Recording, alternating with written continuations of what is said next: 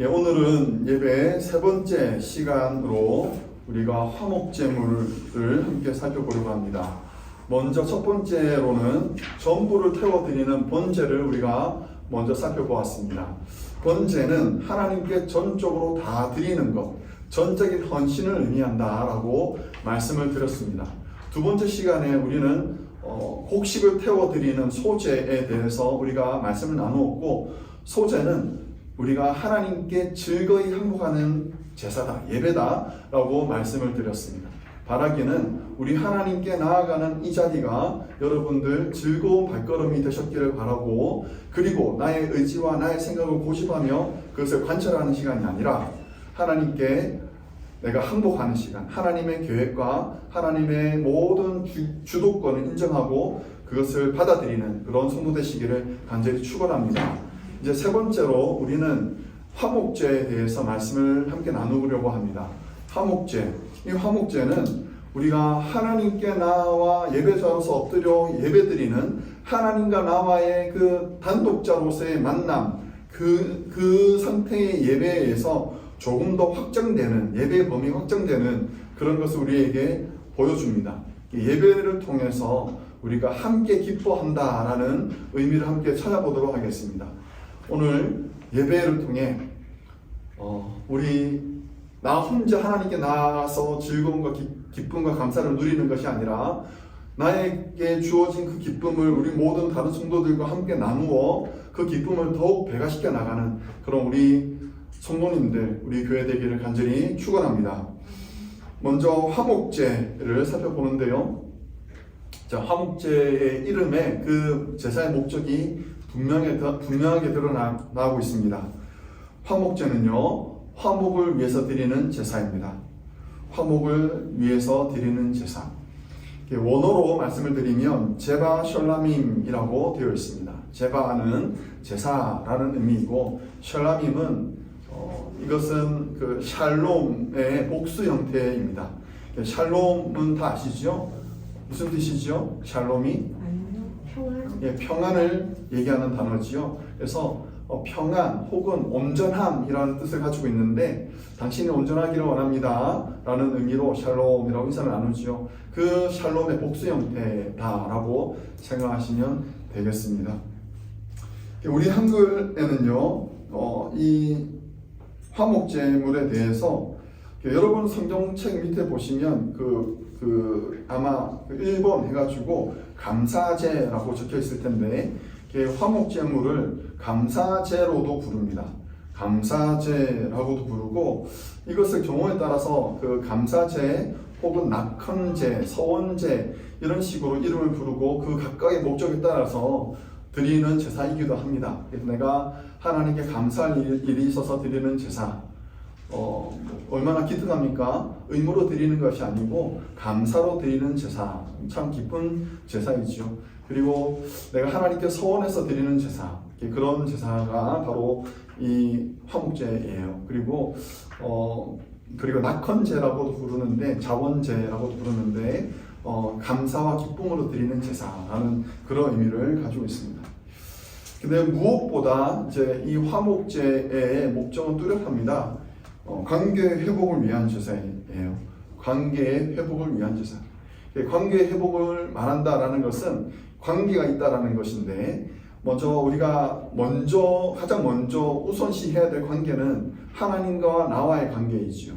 하나님과 나와의 관계를 회복하기 위해서 드리는 제사가 바로 화목제입니다. 하나님과 관계가 필요하다, 관계 회복이 필요하다라고 판단하는 그 사람이 소나 양이나 염소를 끌고 제사장 앞에 가져가서 회막문 앞에서 그에게 안수를 하고, 그리고 그 안수한 짐승을 도산하여서 피를 흘리게 하고, 그 피로 하여금 피를 받아서 제단 사면에 뿌리는 것, 그것이 이제 하나님과의 관계가 필요하다라고 생각하는 사람이 드리는 그 제사의 방법입니다. 이렇게 피를 뿌리고 제물의 내장과 기름을 구별해서 하나님께 태워드리는 이런 제사를 통해서 하나님과 관계를 회복할 수 있다라고 생각했던 것이지요. 여기에서 제가 여러분들에게 질문을 하나 던지겠습니다. 사랑하는 성도 여러분, 여러분들은 하나님과 친밀하십니까? 여러분들은 하나님과 얼마나 가까우십니까? 그 질문을 우리가 던져야 되는 거죠. 한번 손을 들면 너무 선명하게 보이죠? 그러면 눈만 깜빡거리시면 됩니다. 여러분, 하나님과 많이 가까우십니까? 예, 감사합니다. 눈 깜빡깜빡거려 주셔서. 어떻게 알 수 있을까요? 내가 하나님과 가깝다라고 말할 수 있는 그 근거는 뭘까요? 혹시 오늘 예배를 드리러 오는 이 자리가 여러분 즐거우셨습니까? 혹시 이 자리로 나오는데 좀 의무감과 좀 무거운 마음으로 혹시 나오셨습니까?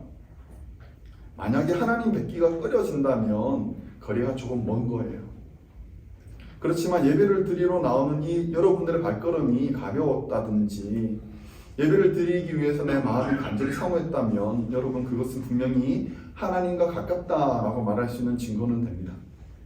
제가 생각했을 때 또 다른 얼마나 가까운지를 측정할 수 있는 방법이 있다고 생각하는데 여러분들은 하나님과 보내는 시간이 얼마나 많으신지요? 하나님과 보내는 시간, 하나님과 동행하는 시간이 얼마나 많은지가 하나님과 얼마나 가까운지를 말할 수 있는, 측정할 수 있는 방법이라고 생각합니다. 여러분 하루를 사시면서 하나님과 동행하는 시간, 하나님과 같이 이야기 나누는 시간, 하나님 음성을 듣는데 여러분들이 집중하는 그 시간이 얼마나 되는지요. 하나님을 생각하지 않고 하루를 쭉 살아도 전혀 문제의식이 없고 전혀 걸리는 것이 없었다면 어쩌면 내가 하나님과 거리가 조금 멀리 떨어진 것은 아닐까라고 의심을 해봐야 되는 것이라고 생각합니다. 성경을 통해서 우리는 그 사실을 좀 발견할 수 있습니다. 여러분, 하나님과 동행했던 사람들이 있습니다. 아시죠? 에녹은요, 모든 사람들이 하나님과 거리가 있었을 때 그 당시에 아무도 하나님을 찾는 사람이 없었던 그 시대에 하나님의 이름을 불렀고 하나님과 동행했던 사람이었습니다. 에녹의 혈통을 따라서 나중에 노아도 하나님과 동행했던 사람이었습니다. 그렇죠? 자기 생업을 위해서 그 광야에서 혹은 그 뜰에서 양을 키우고 목축을 하던 자신의 삶을 살기에도 바빴던 다윗은요, 순간순간마다 짬이 있는 시간마다, 아니 짬이 없더라도 그 순간순간마다 하나님을 기억하고 하나님의 은혜를 찬양하고 하나님께 감사하는 노래를 지으면서 살았습니다. 그렇죠? 그래서 우리가 하나님과 같이 동행하며 살아가는 시간들이 길면 길수록 그것은 내가 하나님과 친밀하구나 라고 생각할 수 있다라고 말씀을 드리는 것입니다. 바라기는 우리 사랑하는 성도 여러분들 아침에 일어났을 때 하나님 말씀으로 시작하시길 바랍니다. 바라기는 여러분들이 무언가 시작하실 때, 무슨 다른 일을 시작하실 때 기도 잠깐의 묵상하심으로 시작하시면 좋겠습니다.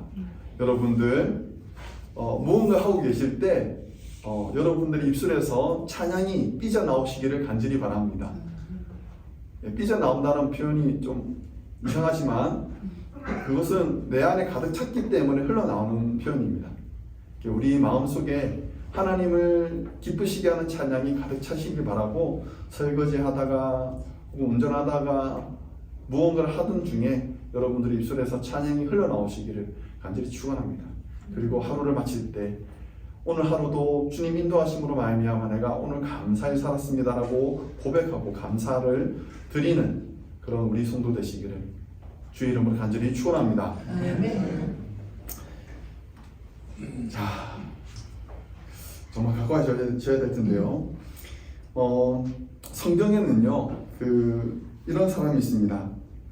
아버지의 재산을 가지고 탕진했던 탕자 이야기가 누가복음 15장에 나오는데요. 아버지가 주셨던 재산을 모두 탕진하고 인생의 바닥에서 아버지 집을 떠올렸던 청년이었습니다. 아버지의 집을 떠올려 보니 그곳에는 사랑과 풍요가 가득했던 거지요. 그곳에 돌아가면 좋겠다라고 생각했지만 아버지 집에 돌아가기에는 염치가 없었습니다. 그래서 돌아갈 수가 없었습니다.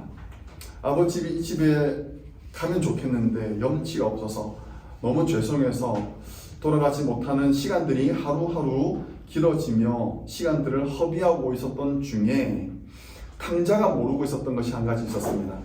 뭐냐면 자기는 돼지우리에서 그 지엄나무 열매를 먹으면서 자기 배를 불리고 시간들을 낭비하고 있었지만 자기 고향에 있는 아버지는요, 마을 입구에서 먼 곳을 바라보시며 언제 내 아들이 돌아올까 라며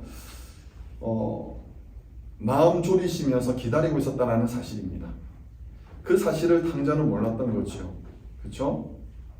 탕자는 다만 자기는 염치가 없었을 뿐이에요.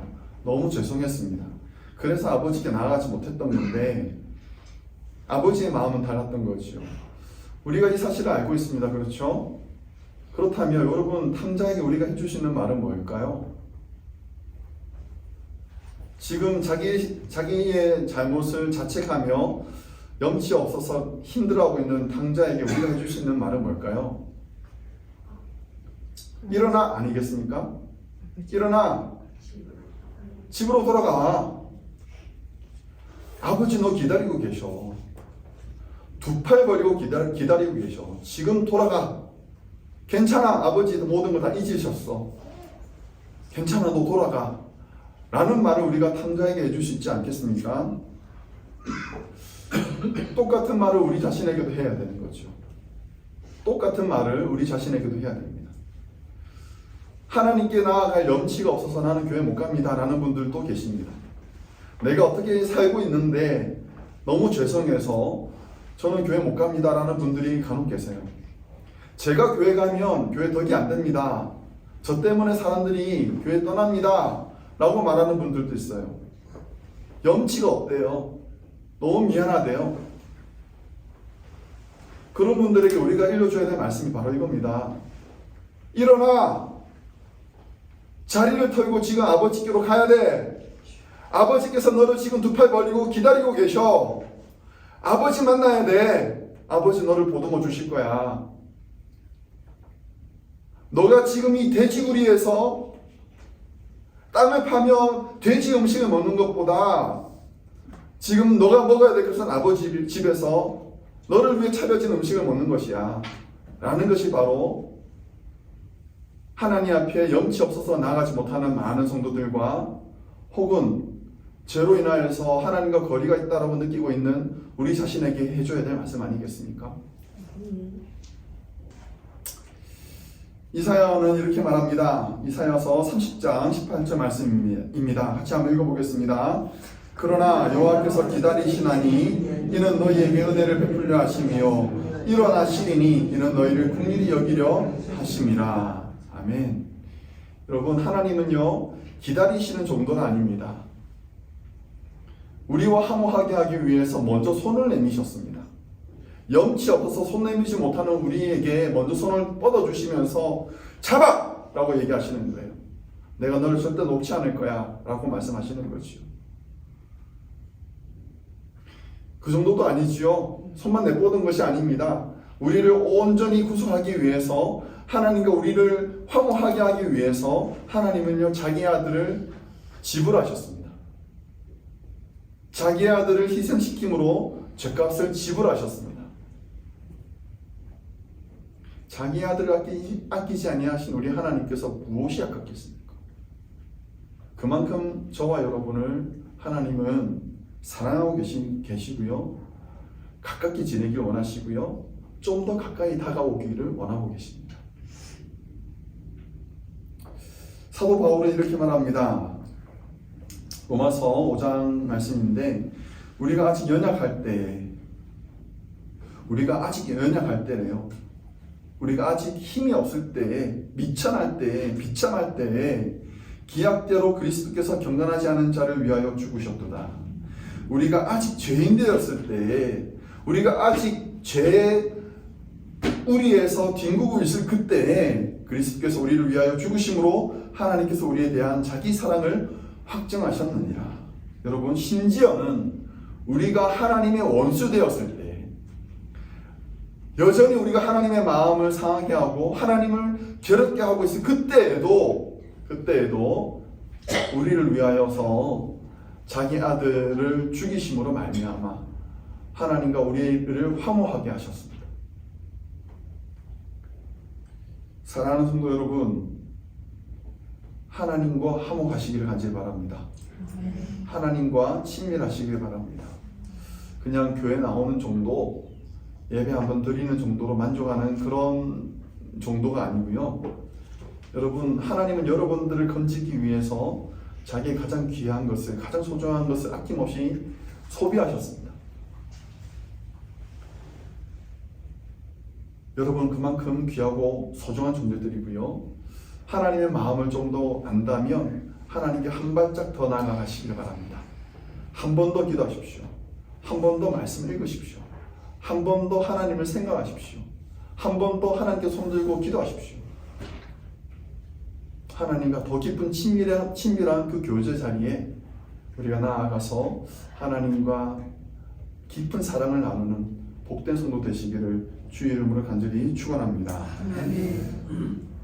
자, 화목제를 드리는 방식을 잠시 보도록 하겠습니다. 화목제는요, 많은 부분에서 번제를 드리는 것과 닮아 있는데요, 소나 양, 염소를 가져와서 그 머리에 안수를 하고 회막문에서 도사를 합니다.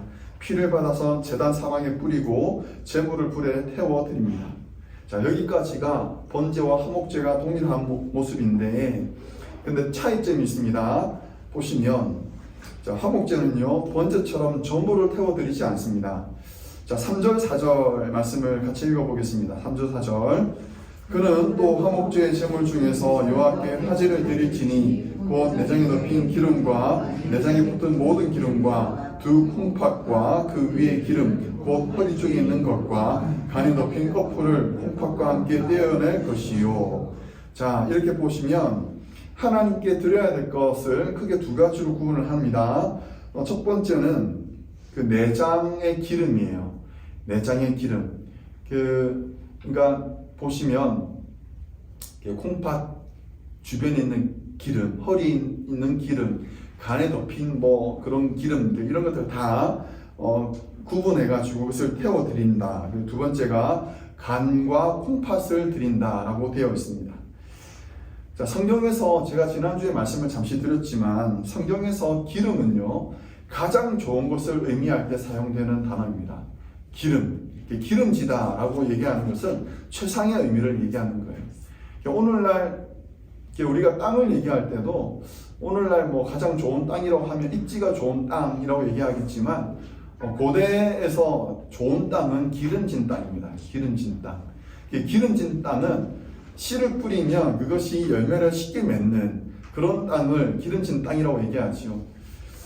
그래서 하나님께서 이스라엘 백성들을 가나안 땅에 들이실 때 그들에게 하셨던 말씀이 뭡니까? 가나안 땅을 가리켜 말씀하실 때 젖과 꿀이 흐르는 땅, 그렇죠? 젖과 꿀이 흐르는 땅, 기름진 땅을 의미하는 거죠. 그래서 기름진 땅이라고 얘기하면 가장 좋은 것이라고 말하는 겁니다. 그리고 나서 이제 보시면 이제 콩팥과 간을 드렸다라고 얘기하는데, 당시 사람들은요, 당시 고대 사람들은 인체의 가장 깊고 은밀한 곳을 어디로 보았느냐? 신장으로 보았습니다. 신장. 콩팥이죠. 양쪽에 있는 콩팥을 사람의 가장 은밀한, 가장 중요한 마음이 머무는 장소로 콩팥을 보았습니다. 성경의 시편 26편에서 보면 이렇게 말합니다. 여호와여 나를 살피시고 시험하사 내 뜻과 내 양심을 단련하소서라고 되어 있습니다. 이 단어를, 이 구절을 영문으로 보면 Test my kidneys and my heart라고 되어 있습니다. 이상하죠? 키드니가 나와요. 키드니가 내 마음이 머무는 장소이기 때문에 그렇게 얘기하는 거예요. 키드니. 내 심장을 얘기하는 거예요. 콩팥을 드렸다라는 것은 무슨 의미가 되겠습니까? 콩팥을 드린 것은 무엇을 드린 거예요? 내 마음을 드린 거예요. 하나님께 제물을 드리는데 기름진 것, 가장 좋은 것을 드립니다. 그리고 콩팥을 드렸습니다. 콩팥은 내 마음을 드린다라는 거예요. 마음을 드린다라는 것은 내가 가지고 있는 것의 일부를 드립니다라는 것이 아니고 내가 가지고 있는 것을 다 드립니다라는 상징적인 의미가 있는 거죠. 콩팥을 드린다라는 것은 바로 그런 의미입니다. 그리고 나서 우리 간을 잠시 보면, 간은요 원어로 보면 단어가 카베드로 되어 있습니다. 카베드. 혹시 이 단어가 익숙하십니까? 카보드라고도 되어 있습니다.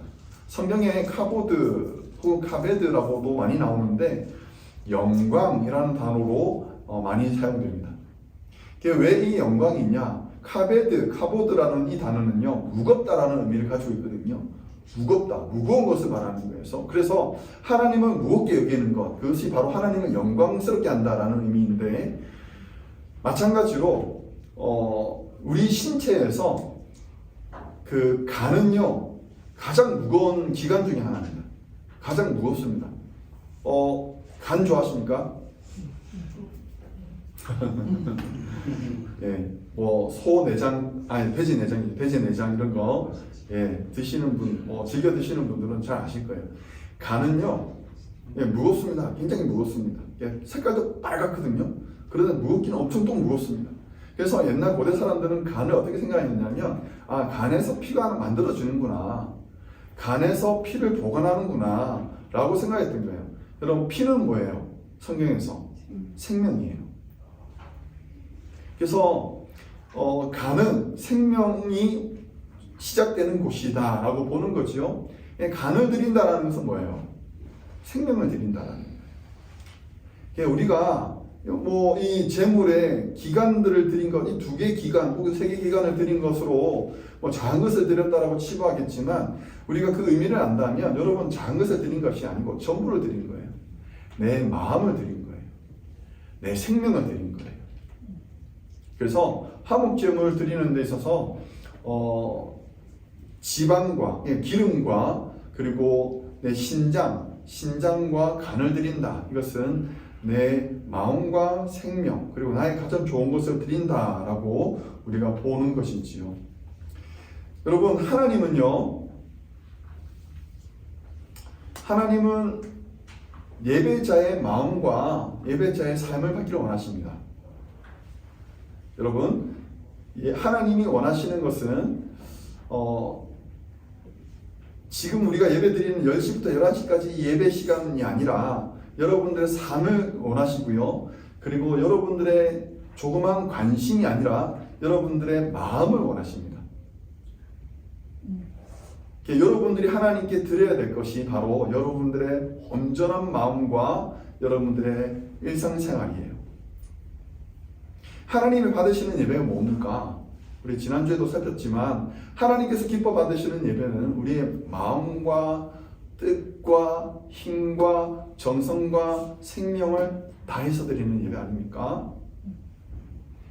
가난한 마음, 찢겨진 마음, 상처 입은 심령으로 하나님께 나와서 드리는 그 예배를 하나님께서 기뻐하지 않으십니까? 다윗이 이렇게 고백합니다. 시편 말씀입니다. 여호와는 마음이 상한 자를 가까이 하시고 중심으로 통회하는 자를 구원하시는도다. 하나님께서 구하시는 제사는 상한 심령이라. 하나님이여, 상하고 통회하는 마음을 주께서 멸시하지 아니하시리이다. 우리 예배를 받으시는 하나님은요, 이 예배가 진짜 배기인지 아니면 호울만 좋은 예배인지 정확하게 아십니다. 여러분들이 하나님께 마음과 뜻을 다해서 드린다면, 그리고 상한 심령으로 무너진 마음으로 정말 간절하게 하나님을 찾는 심령으로 나왔다면 하나님 이 예배를 기뻐 받으실 줄 믿습니다. 그런 예배를 우리가 하나님께 드리기를 간절히 원합니다. 하나님 이 예배를 기뻐 받아 주시옵소서. 내 마음과 뜻과 힘을 다하여 드리오니 이 예배를 기뻐 받아 주시옵소서. 우리의 진심이 담겨있는 예배, 눈물과 탄식, 기쁨과 감사로 드리는 우리 예배를 하나님께서 기뻐 받으실 줄 믿습니다. 자, 우리가 또 살펴볼 것은요, 화목제가 가지고 있는 또 다른 특징인데, 자, 이 화목제는요, 번제와 분명히 다릅니다. 번제는요, 제가 다 태워드린다고 그랬죠. 다 태워드리는데, 화목제는 제물을 다른 사람들과 함께 나눈다라는 데서 차이가 있습니다. 자, 화목제물에서 하나님께 드리는 부위가 어디라고 말씀을 드렸습니까? 기름과 간과 예, 제가 한 5분도 안 된 것 같습니다. 예, 신장과 간을 드린다라고 말씀드렸습니다. 그렇죠? 자, 이 부분을 따로 구분해서 하나님께 드립니다. 그리고 나서 화목제물의 그 가슴 부위예요. 오른쪽 가슴 부위와 그리고 오른쪽 다리, 뒷다리죠. 오른쪽 뒷다리를 구분해 가지고 그것은 제사장에게 드려요. 제사장의 몫이 있는 제물인 거예요. 그것은 제사장을 위해서 따로 구분해서 드립니다. 그리고 나서 이제 나머지 부분들이 있죠. 그 내장에서 기름과 간과 콩팥을 제외하고 제물의 오른쪽 가슴과 오른쪽 뒷다리를 제외하고 나머지 부위를 말하는 거예요. 그것은요, 제사를 드리는 사람에게 주어집니다. 제사를 드리는 사람이 이 제물을 드렸다가 다시 돌려받는 그 포션이 되게 많은 거예요. 제사를 드리는 사람은 그것을 먹어야 합니다. 그것을 먹어야지, 다 먹어야지 제사가 끝나는 거예요. 하나님께서 기뻐 받으셨다라고 인정받을 수 있는 겁니다. 그런데 문제는 무엇이냐? 시간 제약이 있다라는 거예요. 시간 제약이 있어요. 자, 7장 15절 말씀인데 이렇게 말합니다. 감사함으로 드리는 화목제물의 고기는 드리는 그날에 먹을 것이요 조금이라도 이튿날 아침까지 두지 말 것이니라 라고 얘기합니다.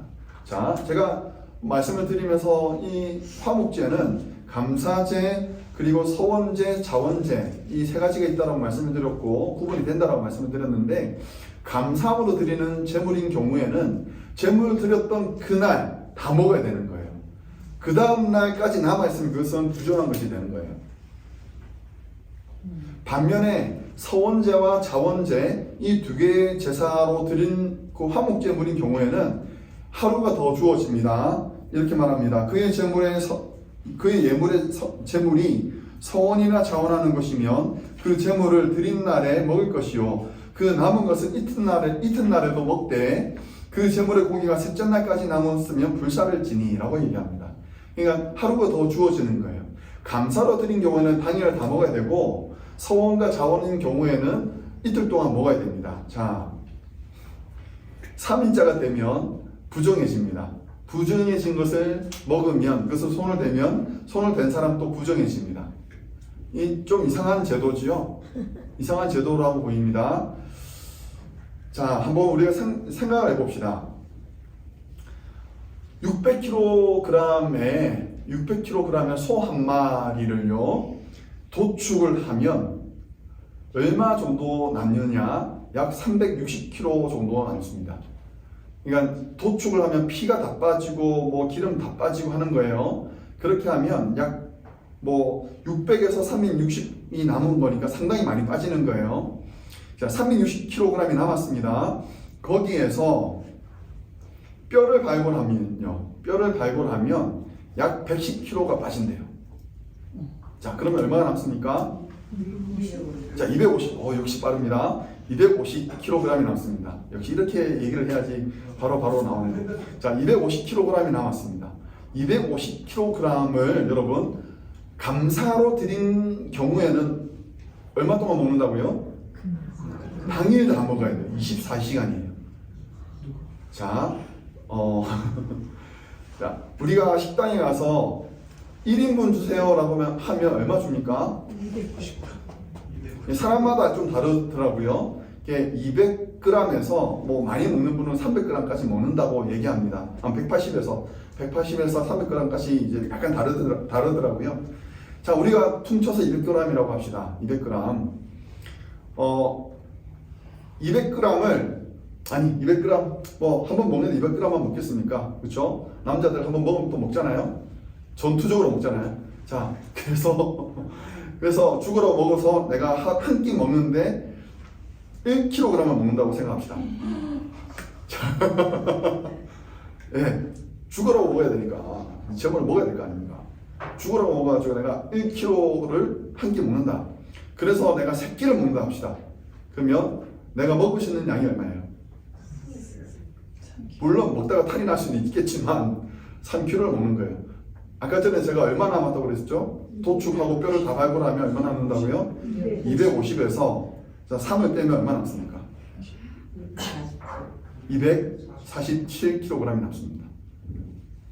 자, 내가 죽으라고 먹었는데도 247kg의 고기가 남았어요. 이거는 하루가 지나면 어떻게 됩니까? 부정해지는 거예요. 그리고 화목제는요, 그것을 다 먹어요. 어떻게 해야 될까요? 나머지는 다 있죠. 역시 대단하십니다. 예, 소옥인데?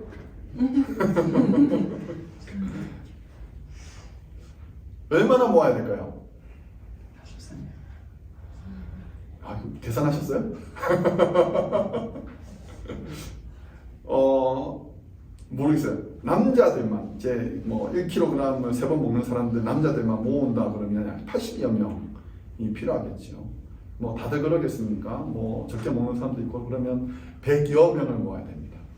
이 재물을 다 소진하기 위해서 내가 드린 화목제가 다 먹음으로 말미암아 하나님께 드려졌다라고 인정을 받기 위해서면 100명을 모아야 돼요. 여러분, 고기 한 끼 식사, 한 끼가 아니죠. 한 번의 식사를 하기 위해서 여러분 100명을 모을 수 있습니까? 이건 어려운 일입니다. 굉장히 어려운 일이에요. 그러니까 우리 동네 사람들 다 긁어 모아야 돼요. 근데 뭐 긁어 모아도 100명이 안 될 수 있어요. 내 친척들도 불러 모읍니다. 멀리 소식이 뜸했던 사람들도 다 불러 모아요. 그래도 100명이 안 돼요. 그럼 어떻게 해야 되면 지나가는 사람들도 불러 모아야지. 야, 일로 와. 우리 집 먹을 거 있어 하고 불러 모아야지. 지나가는 사람만 모읍니까? 눈에 가시 같은 그 사람도 불러와야 돼요. 꼴도 보기 싫은 그 사람도 불러와야 돼요. 2번 다시 얼굴 보기 싫었던 사람도 불러와야 돼요. 100명 채우기 쉽지 않습니다. 화목제는 화목을 위한 제사라고 말씀드렸습니다. 그리고 샬롬의 복수 형태라고 말씀드렸습니다. 화목제는요, 하나님과 나와의 화목을 이루는 제사입니다. 하나님과 나와의 화목을 이루는 제사이지만 이 하나님과 나와의 화목이 이루어지면 그리고 나서 그 화목을 다른 사람들과 함께 나누는 거예요. 화목을 다른 사람들과 함께 나누는 것이 바로 화목제예요.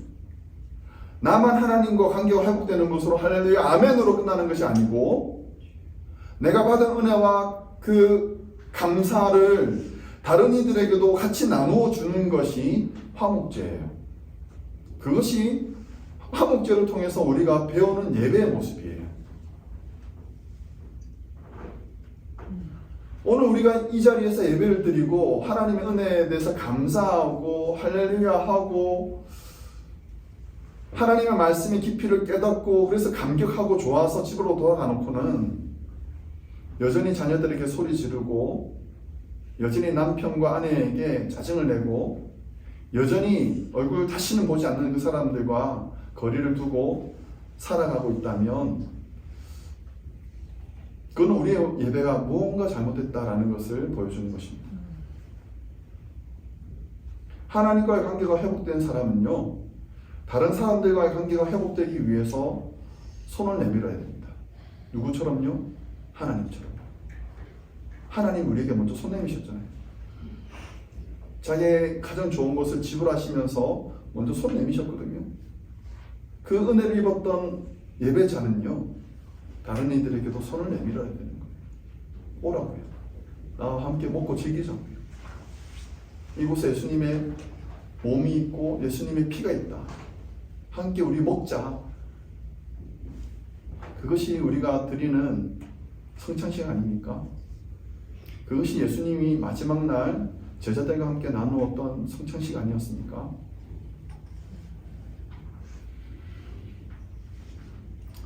예수 믿는 사람, 하나님과 화목한 사람은요, 형제 자매와 화목해야 할 사명이 있습니다. 사도 바울은 에베소서에서 이렇게 말합니다. 같이 한번 읽어보면 좋겠습니다. 에베소서 말씀입니다. 그는 우리의 화평이신지라 둘로 하나를 만드사 원수된 것 곧 중간에 막힌 담을 자기 육체로 하시고 또 십자가로 이 둘을 한 몸으로 하나님과 화목하게 하려 하시니라. 아멘. 여러분, 예수님께서 교회 안에서 행하신 일들이 무엇이냐면 교회 안에 있는 담들을 허무시는 일이었어요. 당시에 이방인들과 유대인들이 한 교회, 한 공간에 모여 있었기 때문에 그들이 한 예배를 드림에도 불구하고 그들 사이에는 거리가 있었고 높은 담이 쳐져 있었던 거예요. 사도 바울이 그런 에베소 교회에게 예수님이 너희들 가운데 행하신 일이 무엇이냐, 너희들 가운데 있었던 그 높은 벽을 허무신 거 아니었느냐 라고 말씀하는 겁니다. 벽을 허무는 것은 예수님이 하신 일입니다. 그런데 오늘날 우리 교회를 봅시다.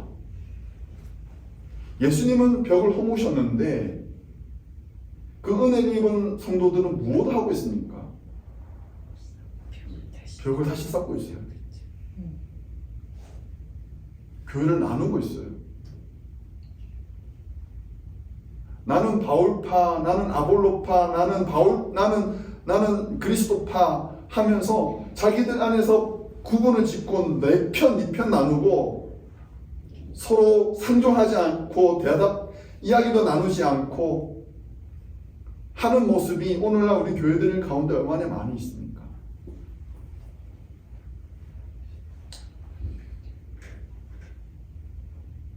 교회가 부끄러워해야 된다고 생각합니다.